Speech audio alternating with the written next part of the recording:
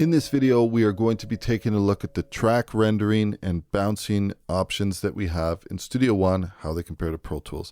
Also, the things that are unique to Studio One, such as track transform with instrument tracks. And to be honest with you, this one's going to be a bit of a doozy, but I think it's probably one of the most important videos that will be in this whole entire series, because at the end of the day, you need to know how to export the deliverables that you need to deliver in order to get the job done. So we can take a look at things from the most basic of basic, which would be something like, for example, bounce mix. It used to be called bounce to disk a long time ago, all the way to some of the track-based options that we have in terms of being able to export individual tracks as stereo files in Pro Tools. So starting from the top, we have track options for right-clicking. So we have freeze, commit, and bounce, regardless of whether we're working with an instrument track or if we're working with an audio track. And also in Pro Tools, we can even do things with respect to aux returns. But if we take a look at this in the most basic form, we have, for example, these MIDI drums over here. If I wanted to freeze this, I can right-click and I can freeze. This will now render the virtual instrument into an audio file, obviously offloading all the CPU resources that it was taking up from our system. We have a file over here. Then when we talk about commit, we have both track-based commit in terms of right-clicking, and then we have other options, for example, where we can right-click on individual inserts. And depending on how many inserts you have in your chain, you have the option to, for example, commit up to this insert. Now, you have other options in terms of how you want Pro Tools to handle what it does with the original track and whether it renders volume and pan automation, things like that. But for example, if I was to click this, let's say with this virtual instrument that I wanted to commit my MIDI, but I wasn't sure yet about my EQ or compression or other things that I had. In that case, we've just created a new MIDI file over here, but we still have our plugin running in real time and our volume or our automation has not been committed. Then we have something really basic in terms of just bouncing, right? And this bounce option, this really comes into play when we talk about exporting our tracks as stereo files.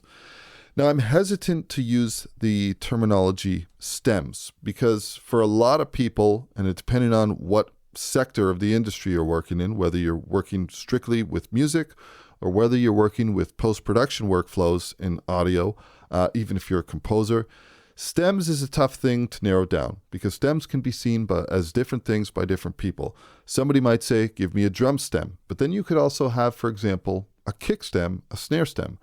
You could have a kick subgroup stem that comes from a kick in and a kick out. Or you could have a snare subgroup stem that's snare top, snare bottom, or you could just have individual stems. You could have all three of them. So it becomes a bit convoluted when we start talking about the term stem. But for all intents and purposes, if we wanted to say that for this particular project that I wanted to deliver a stereo file for every track that I have here, or I think this is one thing that is really kind of ingrained in Pro Tools users is I think Pro Tools users are really good at building your busing into your actual project in terms of the way you mix. So for example, that might include things like I was talking about where you have a kick subgroup that has all three kick drum tracks that you had. Maybe that's all you see as your master kick. Or, for example, if we talk about maybe you're working with a vocal and that vocal has a reverb return and a delay and maybe some chorus width in terms of widening. If you wanted to talk about creating a vocal stem that had all effects and all processing in there, then you would talk about creating a vocal track which goes to maybe an aux channel, and then all of your aux returns that are your vocal effects, they might go to that same aux channel just for the purpose of being able to render a track that has all of the processing that's in the vocal that makes up the whole entire sound in that and baked in and rendered into that export. Okay, so with all that being said, let's hop over to Studio One. I've done my best to set up a very, very similar session. Now, one of the things I want to point out, which I don't think I've talked about in the past, is in the arranger options, if we click over here, we do have an option to show track notes. And the track notes are going to follow the channel notes. Now, we've talked about this in different videos that tracks and channels are not linked by default, but there are many things that you can do to get them to act as if though they're linked by default. In terms of our track notes, this is actually very similar to Pro Tools. So we have our comments section in Pro Tools. We can tab through to add comments. We can shift tab to go back. It's very similar in Studio One in that we have our track notes. Over here, I can tab to go to my next track note and tab over here. I could type in something like that and it's going to show up in the console notes, and then shift tab to go back and I could type in something here, right?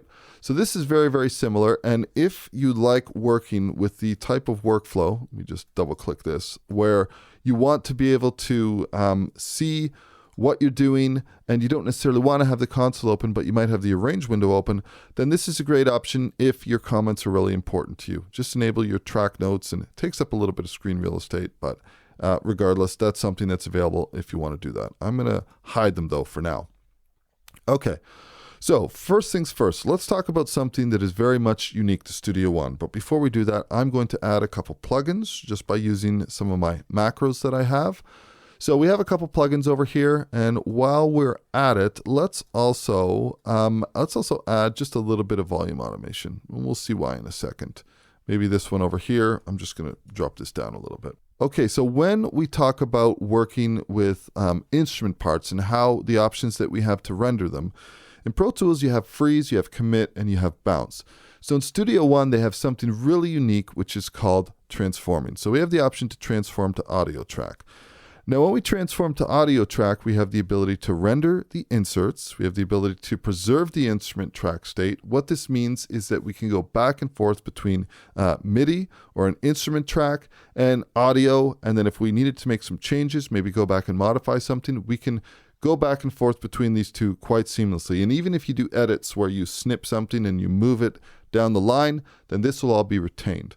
I think for the most part, this is a really great option to keep enabled. Unless you are basically looking to commit, then what I would do is I would deselect this and we have the option to remove the instrument. When we remove the instrument, it completely removes the instrument and offloads it from your song so that it's not calling up any resources. Now, if we preserve the instrument track state, we can either remove the instrument or leave the instrument there. It's really up to you. Now, in terms of auto tail and fixed tail, let's say you're working with something where you have maybe a reverb or a delay on a track, and it's going to have a tail, a decay. If you enable auto tail, and you can set a max length to however long you want to give the maximum, if you had something that was, 2 seconds, but you're not sure, you could use auto tail. Generally speaking, I usually use a fixed tail of 7 seconds in case the auto tail cuts off a little bit, or I would rather have that be extended a bit. So if we take a look at these options, first of all, let's go with the option to render inserts, and we will just go with a fixed tail of 7 seconds. So what I'm going to do is I'm going to click OK, and now what you're going to see happen is that Studio One is going to transform this. Now when this gets transformed, notice a couple things. First of all, my automation, or my volume fader rather, it's snapped to 0, and also my plugins are gone. This is because they have been rendered into the resulting audio file that's been popped back in to the console over here. Now, you can't really see this. I'm going to zoom in a little bit. Maybe I'll change the color of this. Let's change this to blue. As you can see over here, the MIDI information, the MIDI triggers that were used for this virtual instrument, this is still here. And I think that's a pretty cool feature because depending on what you do, let's say I had an instrument track, I can basically just drag and drop this right to the instrument track and I can extract the MIDI triggers. So sometimes I will be working on a mix and I will be using maybe a virtual instrument to generate, to have some MIDI triggers. And I will be doing some sample layering in terms of some sample replacement, but just layering something. If I change my mind and say, you know what, let's say I render it because I want to work with audio in case I need to edit it, and then I change my mind, I can still drag and drop my MIDI triggers onto a new track and try a new sample. So that in itself is very useful. Let's remove this track. Now, if I was to take my blade tool, maybe I'm going to make an edit here, and maybe I'll make another edit here, and let me actually take my arrow tool. Let's move this. So I'm actually altering the audio that's been transformed. Now, the really cool thing is if I right click, I can transform this back to an instrument track. Now, when I transform this back to an instrument track, this just takes me to the prior state that we were sitting in, right? So if I enable my automation over here, let's have a look at things. I can right click, I can edit my volume automation. Notice my automation is intact. So that has been maintained and my plugins are back to where they used to be. So this is very much like a kind of like a freeze and unfreeze type thing, right? Now, I was not using this at first. At first, I was basically just bouncing and printing it to audio and just completely committing it. But it does have its use cases, specifically when you talk about potentially, maybe you've rendered a synth, aside from the sample replacement workflow we talked about, maybe you've rendered a synth and you're hearing it and you say, you know what, that works, but I'd love to have something maybe a little bit more grainy. And you don't want to replay that synth part, then of course, like I said, you can just drag in a new instrument, drag and drop the MIDI, and it'll be the exact same velocities and everything. So it does definitely have its uses. So that is the one option. Like I said, we can go back and forth between them. Let's get rid of our automation here for a second. I'm going to select both of these and let's drag this one out. We'll bring this back to here. And if we take a look at one other type of workflow, that would be, let's go transform to audio track. This time, I'm not going to render my inserts. And what this basically does is, let's say you're committed to the sound of the instrument, but you still have additional processing, or you're not married to what you've done with your plugins over here. In those cases, we have the option, let's just go auto tail for this, make a different preference over here. I'm going to not render the inserts and click OK. And what's going to happen now is any inserts that were included on the actual track, they will remain intact. And in addition to that, if we go to our automation over here, let me right click and we'll edit our automation, this has remained intact as well. So this kind of allows you to just continue where you were working with the virtual instrument, but you're essentially just offloading it from your system. Okay. We're not going to be working with this anymore. So right now what I'm going to do is let's right click. We have the option to disable a track. In Pro Tools, it's deactivate. In Studio One, it's disable. Then we also have an option to hide. These are available as a right click option. I've actually combined these two together and I've created in Pro Tools what would be my right click, hide and make inactive. I've basically recreated that as a macro in Studio One, and I've assigned that to a key command. So now I can hide this and make this inactive. Okay, let me close my console for a moment. Okay, we're a little bit more, and then we're through with the instrument tracks. I'm going to right click, and in this case, we have some options in terms of, actually not right click. I'm going to select the audio event, and we have some options in terms of the event, where we can basically bounce selection, bounce a new track, and Mixdown Selection. Let's talk about these. Well, bounce is very much just kind of like, I want to bounce this. I'm going to click bounce, and this is basically just taking this. It will create an audio track for you. It will render all of your automation and everything like that. It'll be as if though you basically soloed this out and bounced it. So what you end up getting is a resulting file that has the exact same name, where our fader over here was set to -2 and it had automation. This is going to be just 0 dB across the board. And then it basically just mutes the instrument part. Now, the thing to note is that with bounce, the instrument is still active and it's still powered on, but it's just basically a real quick way to create an audio print of what you're working with. I know a lot of people who work with Pro Tools will basically find a sound that they like, they'll program some MIDI, but then they immediately want to work with, for example, 8-bar sections, and they immediately want it to be audio so that they could edit that further. This is something that you could use in this case. Let me undo this. And another thing worth pointing out, I guess, is that if you do have a stereo track, you can just drag and drop your instrument part directly on here, and this is going to do the same thing. It's going to use the event name and it'll just basically do the exact same thing. It's just another way to do the same type of workflow. So let's remove this. One other thing I want to point out is there is an option that's pretty cool with respect to anytime that you, for example, maybe you wanted to sample a certain section of the song and you wanted that to go through like a lo-fi or a filter. So let's say I wanted to zoom in over here and I want to make a selection, but I want to make the selection across multiple tracks. I'm going to go to the very beginning here, zoom in, and let's say that I want one bar, but I want everything, all of these tracks. Now, if I was to solo this and play this selected range only, maybe I want to also include this into the equation. So all of these right over here, and let's solo this. Maybe I wanted to do something where I wanted to sample that. There's another option that we have if we right click and we have the ability to Mixdown Selection. This is available in my recent menus because I've used it recently. So if I Mixdown Selection, this is basically like soloing it out, bouncing it, and then bringing it back in. So I'm going to use this option, and notice we have this resulting file that's been created, and it's called Mixdown. A couple thoughts on this. I really like this feature, and I do use it sometimes. Maybe if I'm pre-mixing sound design elements and I wanted to select multiple events that I've added envelopes and gain staged and I've added processing, and I want to mix that down into a snippet that can then be further edited, I will use this. My only issue is I really wish that they gave you a dialog box that gave you the option to rename. Because basically what you have to do after the fact is you would have to right click, and if you wanted to give this a new name, you'd have to rename this audio file. Not a huge deal, but just a little thing to be aware of. But now we have this in terms of this single audio file. If I play this, so this is a result of whatever I selected.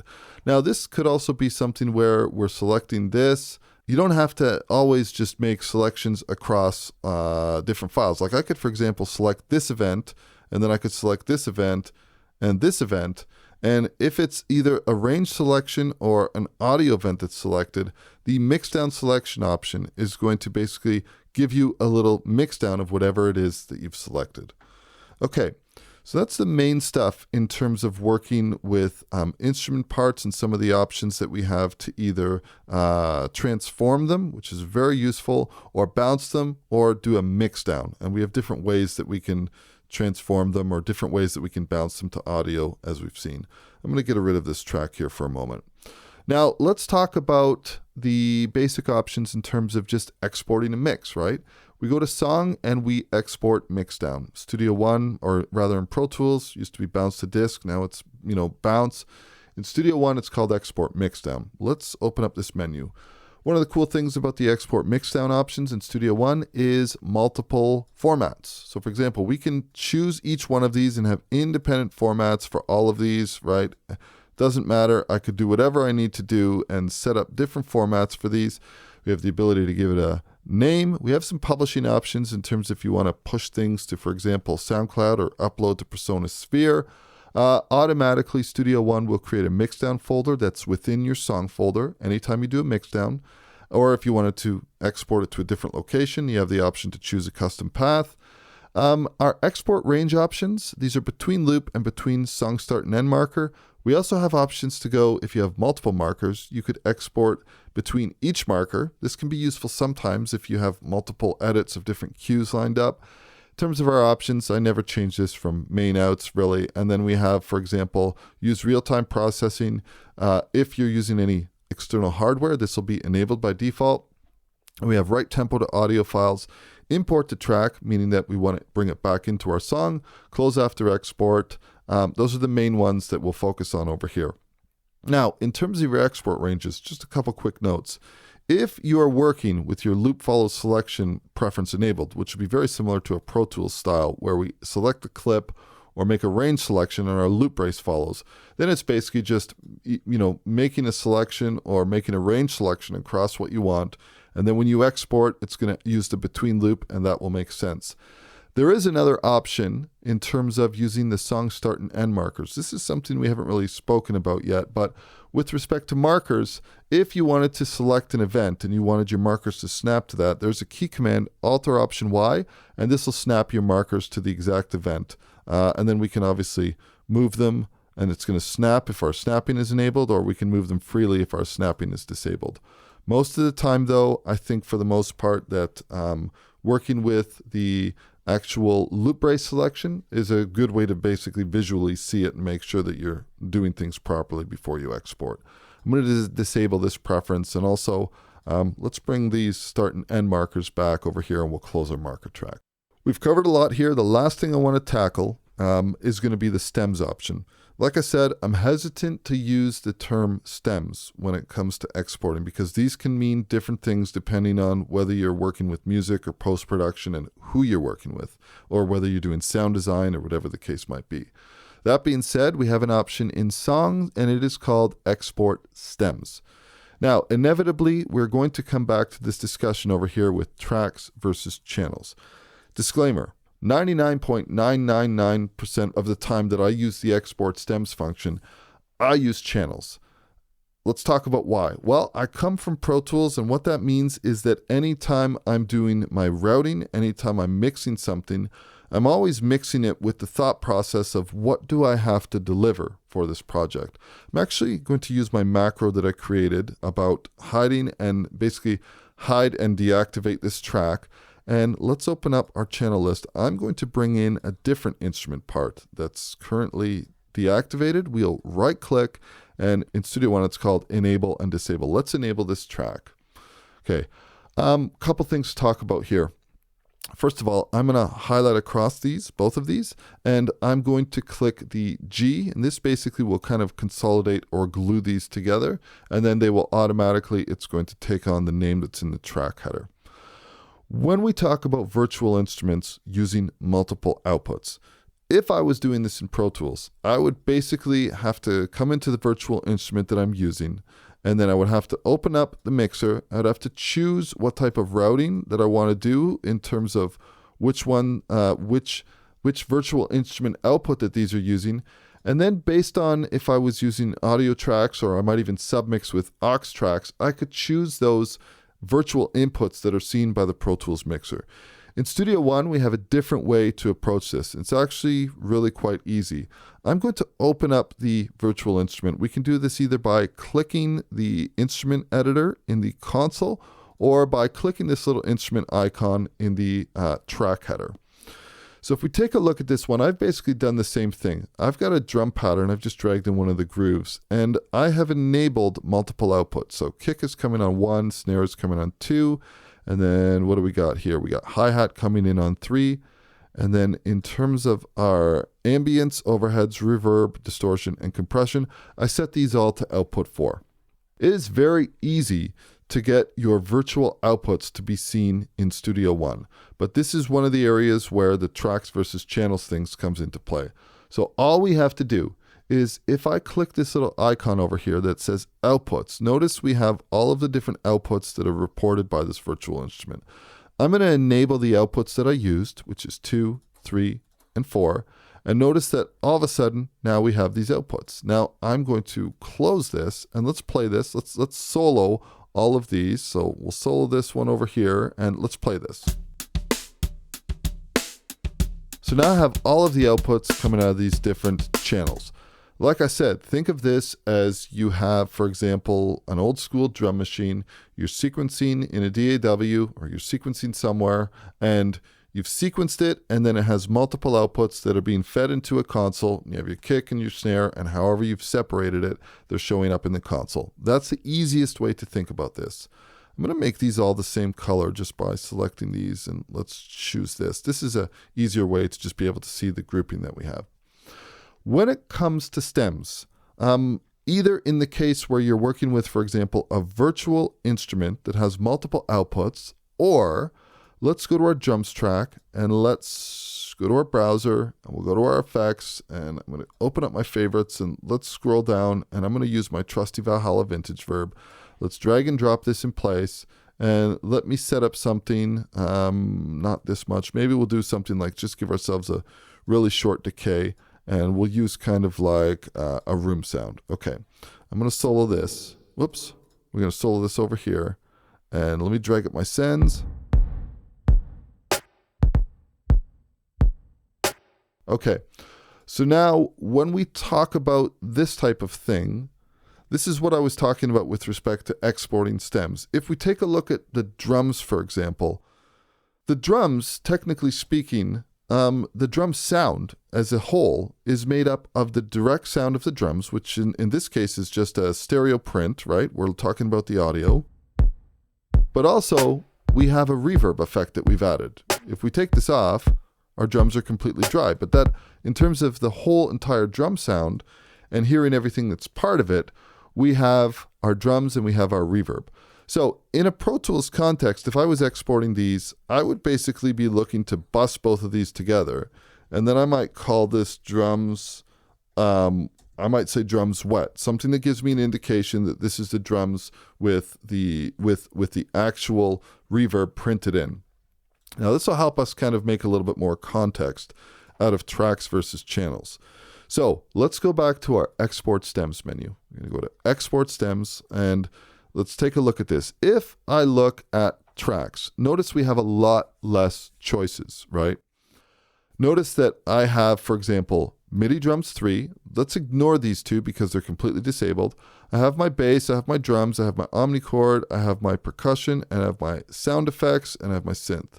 I thought I added something here. Let me add drums dry. This will help us make a little bit more sense of that. We'll go back to our export stems menu. So we have drums dry, MIDI drums, omnichord, percussion, sound effects. Let's take 2 examples because I don't want to overcomplicate this. we're going to call this tracks, okay? This is the main difference. We have the option to select none. This will uncheck everything. I'm going to use the tracks option and I'm going to export MIDI drums 3. I'm also going to export drums dry. Keep in mind, with the sound of the track drums dry, we have a reverb send, okay? And keep in mind that with MIDI drums 3, that this is showing up in one track in the arrange window, but they actually have 4 outputs. So when we take a look at this, let's use wave file. Let's keep the format the same. A file name prefix, we're going to call tracks. Between the loop, I should export this. Actually, I should create a proper range first. So I'm going to click P, which will basically snap my loop brace to this instrument part in terms of the length. And maybe I'll call this drum print. That might make a little bit more sense. So let's go to our songs and we're going to go to export stems. We're going to go to tracks. I'm going to use the tracks option to export MIDI drums 3 and drums print. Okay. Tracks will be the file name prefix. Format, this kind of matches Pro Tools. It's very similar. The range we're going to use between loop. I will deselect real-time processing. We want this to happen offline. I want to write the tempo to the audio files, import to track. This is important, and close after export. Let's fire this off. So now this is going to basically export these over here. Now, take a look at what happens when we use the tracks option. Okay, first of all, let's talk about MIDI drums. We have 4 channels. We have 1 track. This 1 track triggers 4 channels. So basically, when we use the tracks option, that everything that we would expect to be there is there. That's our MIDI drums print that was triggered from 4 channels, okay? Now let's take a look at our drums print. Keep in mind, we added a reverb. Notice that we have the decay. So the drums print that we used to trigger that sound, I'm going to take my drums off. This didn't have any reverb, but it did have a send to a reverb. When we use the tracks option, it will basically include any effect sends. Now, if I had an effect send that was going to room reverb, if I had parallel distortion, parallel compression, maybe even parallel widening or something like that, if I had 5 different effect sends and I used the tracks option and exported the drums print, all of those effects would be part of that track. That's the easiest way I can explain it. Now, if we take a look at the other options that we have, so for example, that was our tracks. Now let's take a look at, I want to make sure that this routing still makes sense. Yep, now let's take a look at the channels option. So we'll go to export stems. Now we're going to go to channels. Now here we have the option to select none. We can also extend this out a little bit. Okay, I'm going to change my prefix to channels.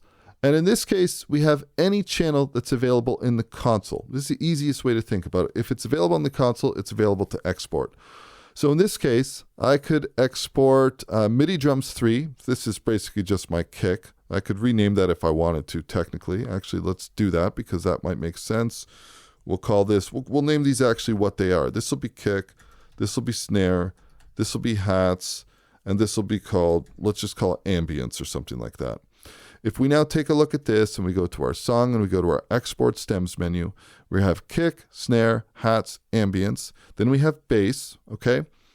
Now, we have the drums print, which is the dry drums, and then we have the drums, we have the actual effects return that we use for the drums. I don't want to print these. I'm going to actually choose to print the drums wet, which is basically like an aux channel that we created that's receiving both of those tracks, and it's available as one channel, right? Then we have our omnichord, percussion, sound effects, synth. I don't want to print these ones either. Now this is our file name prefix channels, wave file 2448, between loop again, that's fine. Preserve mono tracks, we're not going to enable that because these are all stereo. And then right tempo, import, and close after export. Now we are going to do this. We'll double check everything. We have our kick, snare, ambience, hats and ambience. We have our bass. We have our drums print, Valhalla. We're not printing those because we're printing the submix of those two. And then all these tracks. The cool thing though is we could also print these if we wanted to give them somebody else an option to have them dry, or just basically an isolated reverb stem of whatever we were doing for the effects, right? I'm going to click OK. And now this is going to render off all these stems. And basically we have the ability now, you can see over here, this is the channels. So we have now our channels. We have our kick. These are all play. We have our snare. We have our hats. We have the ambience, all of the other tracks. We have our bass. We have our drums. And this is the actual bus channel that we created over here. We created this bus channel that the drums print and the drums reverb are both sent to drums wet. That was printed. We have our omnichord, percussion, sound effects, which won't play till here. And then we have the synth track. When you think about creating your routing, if you're doing that ahead of time as you're mixing, this is very easy. Just use the channels mode and export whatever bus channels that you want, especially if your bus channels are subgroups and you're routing your effects returns for those individual channels to each one of those subgroups. It's very easy to do. But you also have the flexibility of going upstream and pulling just the effects return, or just the dry stem, for example. So if somebody else is mixing this, then they have the ability to basically choose what they want to use. If the effects you've used, if they're a little bit too wet and they get the idea and they think they can do a better job, then they can just pull in the dry stem. So this is incredibly useful. It's an incredibly powerful system. The last thing I'm going to mention, and then we're going to have to wrap this up, is if you create any type of folder. For example, let me try to find something really quickly. Audio exports. Okay. If I wanted to export just raw regions, it's so simple. You literally select the event and you drag and drop it. And then you can choose between WAV file, which would be just the WAV files as they are, or WAV file with rendered insert effects, or audio loop, which is kind of like Studio One's lossless format. Now, if you wanted to choose, but you wanted to kind of render everything from bar one, if we choose the range tool and you make a selection, this would be like basically like raw regions. Click, hold, and drag to whatever folder that you want over here. It's the exact same thing. We can render the audio files, and this will very much be seen as raw regions. So in terms of exporting in Studio One and rendering your stuff, very, very easy to do.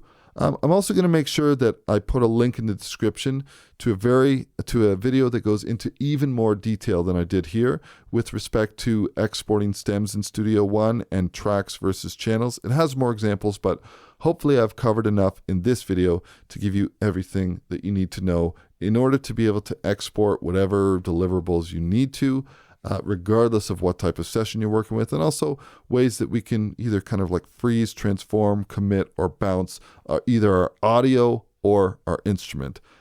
Just realized I forgot one thing. Any track, if you wanted to track freeze something, if you had a bunch of plugins that were instantiated, we can right click a track and we can transform this to rendered audio, and that is basically a track freeze in Pro Tools. That's how you do it in Studio One. That's it for this video. I will catch you in the next one. Cheers.